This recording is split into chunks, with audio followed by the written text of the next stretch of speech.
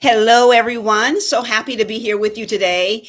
Well, listen, let's just jump right into it. If you see this in your YouTube feed, just come on in. I welcome everybody to come on in. But I want to go on and start with this live. So excited about the topic. I got my notes here. I am with you. Just know that. But also, I'm going to be glancing down at my notes because I have some good stuff to share with you today. And so, you know what? I didn't know that I was insecure until I knew that I was insecure. And I learned that my constant need to prove myself was actually masked by deep sense of failure. I don't know if anybody can relate to that. I felt every time I compared myself to those I saw excelling around me. So I felt this. So here's the thing. Let me just say this before we go any further. If you don't know that you are insecure until you are aware that you're insecure. And that's what I'm speaking about. I'm speaking about the awareness about being insecure. And I read that first line because I thought it was really important to say that my insecurity was really about me proving myself, which was actually masked by a sense of failure. And the failure came by way of comparing myself to people who were either my age or maybe even younger who were excelling. And so this whole comparison, comparison is the thief of joy, right? It's the thief of joy. And so when I realized that, I knew that I had to make a shift here. And so the awareness that I am speaking about, and I want you to just come on in and let's just share this time together, because I know that I was not the only one. And honestly, I still have to be very mindful about when insecurities show up. When they show up. And so if you find that you are maybe hiding, or you feel like you have to prove yourself, or maybe you're feeling like maybe you don't fit in somewhere, or maybe you're feeling like you're being excluded and you're feeling have some emotional reaction around that, then this is a great place for you to spend the next few minutes with me.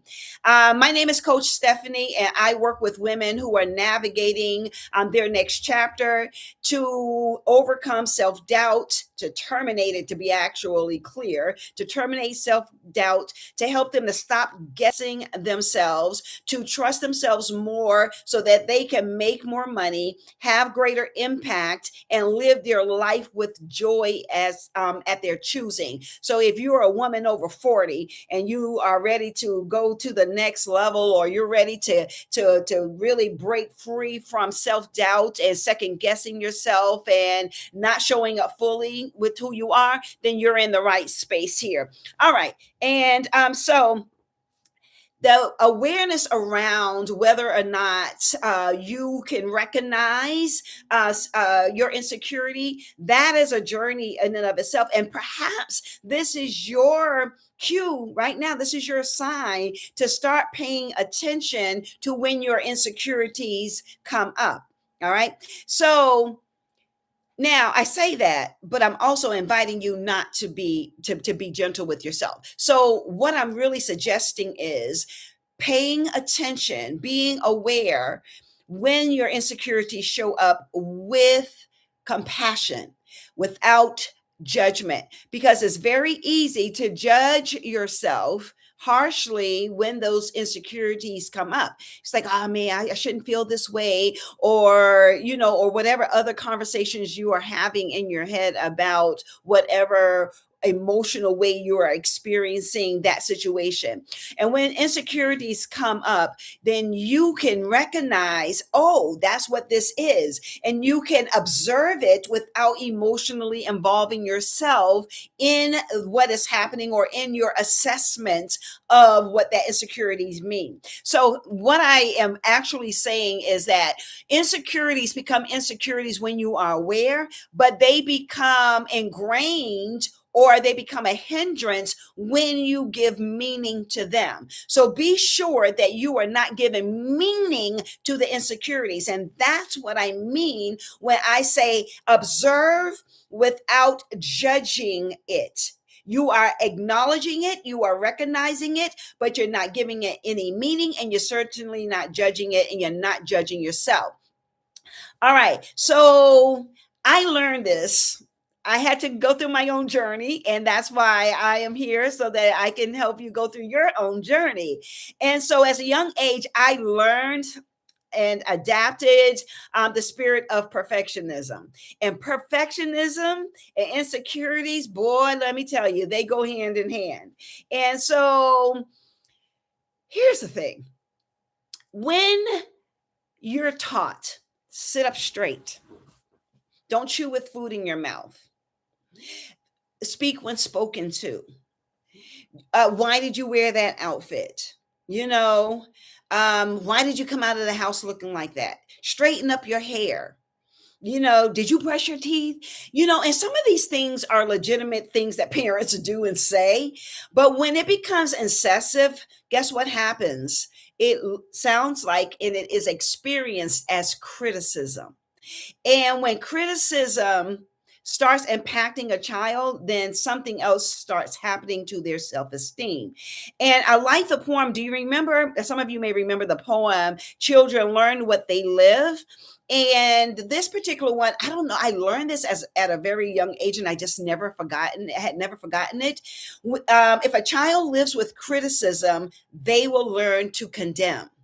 So this is something for you to be thinking about. Like, were you criticized as a child, as a young adult, as a young person entering into the workforce? And let me just be clear, because there is constructive criticism that is helpful, and then there is criticism that condemns. Okay, and so when you learn that, hey, this sounds like criticism, and you want to not allow yourself to be pulled into that spirit of criticism, the awareness around that is very, very important. So I want to just name that.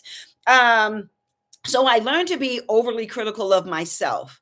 And when you're overly critical of yourself, you are overly critical of other people. And that was a hard lesson for me to learn. And so I learned to be critical of myself. I learned to condemn myself, which means inadvertently I was overcritical of other people. And I even condemned other people, maybe say disparaging things in my mind. And the other way that shows up is, oh my gosh, when you're overcritical, then guess what? It makes you like the authority, and that is ego. Edging God out, that's ego. When you're right and everyone else is wrong. When you feel like you are the authority and everybody else is your subject, So you got to be careful about how that shows up. And when you learn these types of ways that sort of define you in a way, because you don't know any better when you're young, you start living that out. And we're here today to interrupt and disrupt the spirit of insecurities that's based in criticism, that's based in judgment. All right. So as I moved into my 30s and 40s, I became keenly aware of the language I was using on myself and against myself. Now, I feel like I'm kind of hardwired to be positive, but sometimes I have my moments, okay?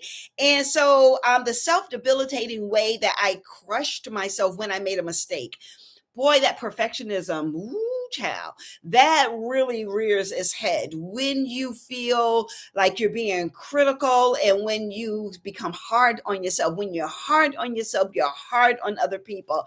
I did not even know I was doing that. I did not know. I remember one time I said, kind of cavalier, I'm so hard on myself. I just got to do better. And one of my friends, a good friend, she said, when you're hard on yourself, you're hard on other people. And that means you try to hold people to a standard that you hold yourself, but you're not even at that standard. It is the craziest misalignment ever. And that's the reason why I'm here today, because your insecurities don't define you. They just point you toward growth. And I just needed to say that earlier, but your insecurities don't define you. They point you toward growth. All right. And so another thing that I wanted to say, Learning to love and forgive myself became ongoing lessons I kept repeating. And you remember the song, really George Benson? That's my first awareness or introduction to the song "The Greatest Love of All." Learning to love yourself is the greatest love of all, and Whitney Houston repopularized the song. Learning to love yourself is the greatest love of all, if I may quote that. And this is why it's so important to be able to disrupt these negative languages and being aware that they even exist, being letting your insecurities speak louder than your achievements, and so you're here so that you can learn how not to do that, how you can allow your insecurities to point you to growth. All right, to point you in the direction to growth.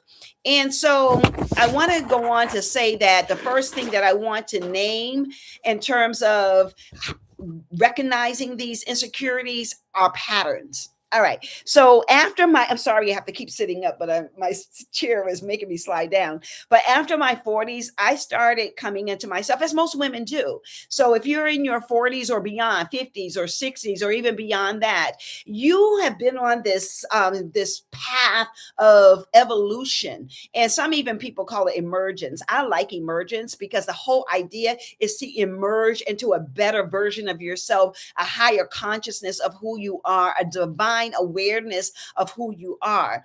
And it was in my 40s that I started coming to myself. And so I started learning, start paying attention. So if you're in your 40s, it doesn't matter if you're in your 30s, 40s, 50s, 60s, there's something that happens in that time of your life. You start paying attention.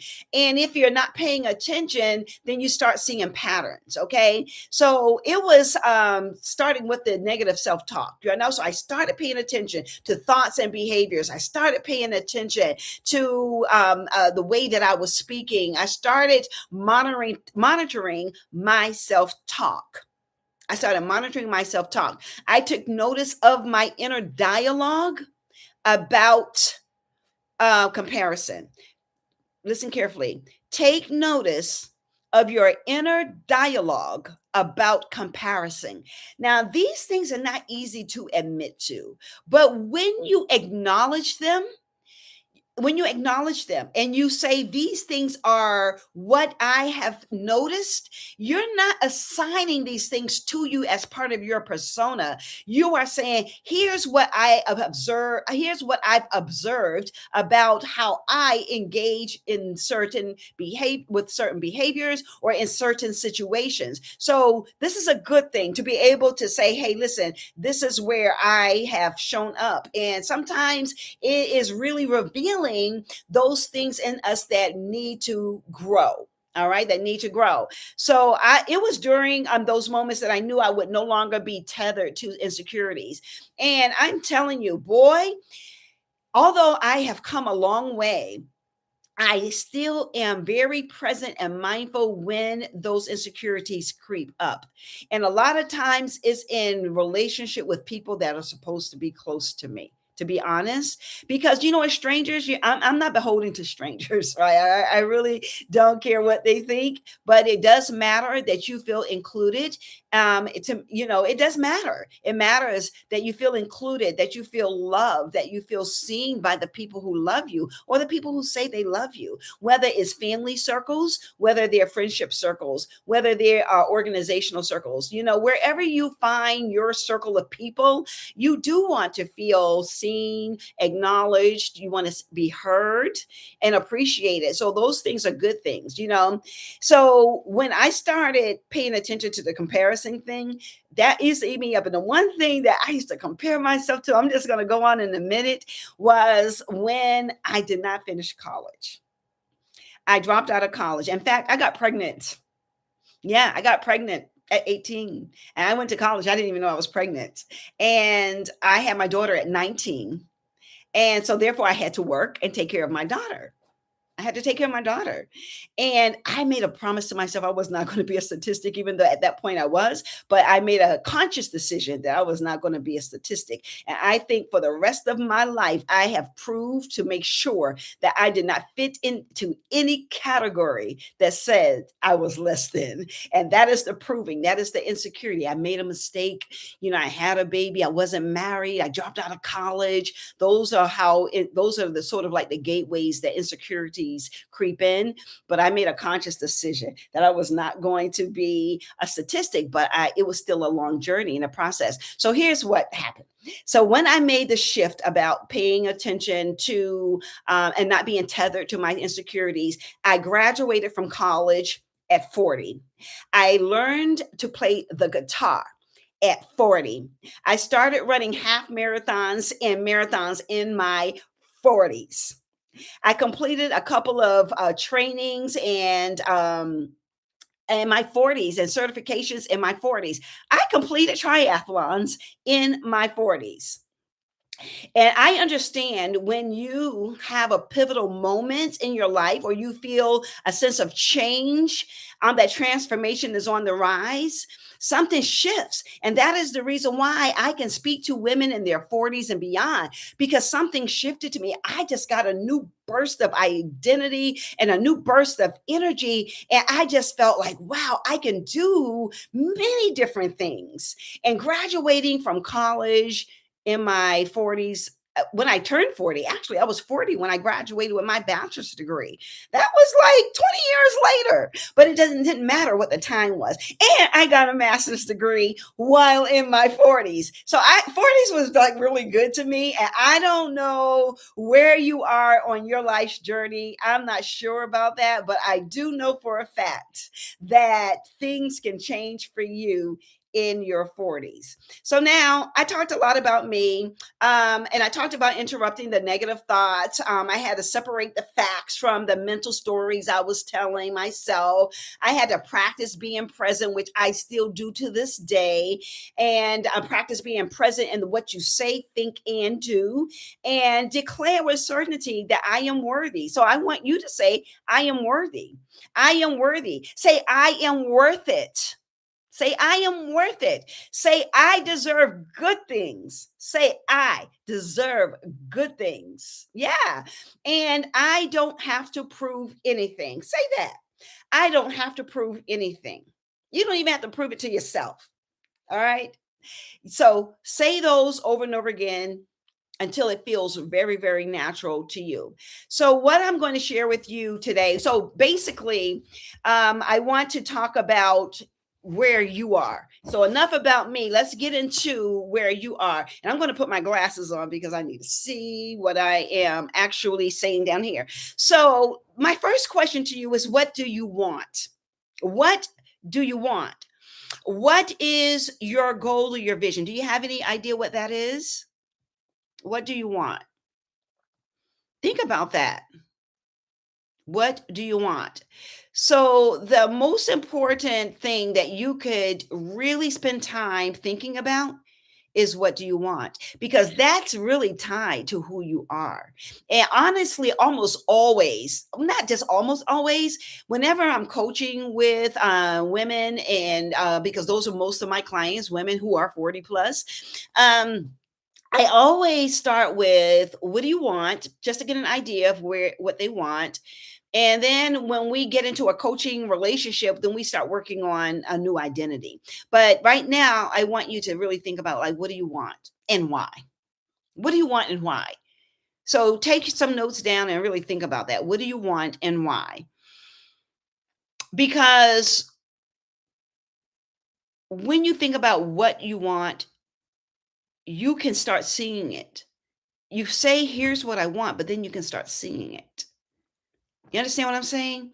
So when you sit back, it's like, what is it that I do want? Well, I want to use my gifts, or I want to grow a business. I want to start a business, or I want to go back to school.